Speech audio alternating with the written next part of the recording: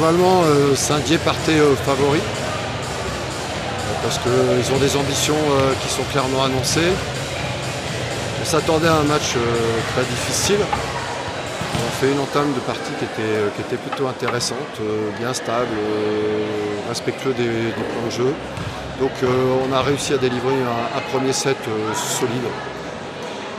Et jusqu'au milieu du deuxième, à 12, on commence à faire des grosses fautes qui nous font perdre confiance. Et là, on plonge, notamment dans le rapport service-réception où on a été vraiment énormément dominé.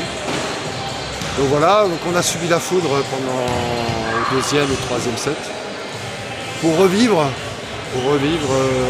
sur la deuxième partie du quatrième, en faisant peut-être quasiment un hold-up sur la fin du quatrième. Ça s'est joué à un détail, à pas grand-chose. Voilà.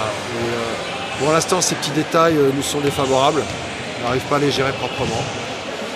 Il faut qu'à l'avenir, on soit capable de basculer sur des situations qui nous sont favorables. Voilà. Le Saint-Dié exerce une pression forte parce qu'elles ont deux joueuses qui sont solides sur service mâché. Régulière, agressive. Donc ça, sur certains temps de set, ça nous a mis un peu en difficulté. Et là, la confiance s'effrite très rapidement sur ce secteur. Il manque encore un peu de stabilité mentale. Mais bon, pour autant, dès qu'on résout ces difficultés-là, on arrive à performer, à être compétitif, à répondre dans nos duels. Donc il faut vraiment qu'on gagne en confiance sur le secteur de la réception et sur le secteur du service, parce que malgré tout, les cibles qu'on s'était fixées ont été en deuxième partie de match mal négociées. Donc ça pèse beaucoup sur les tendances fortes du jeu. L'équipe est orgueilleuse, elle a une volonté collective de performer.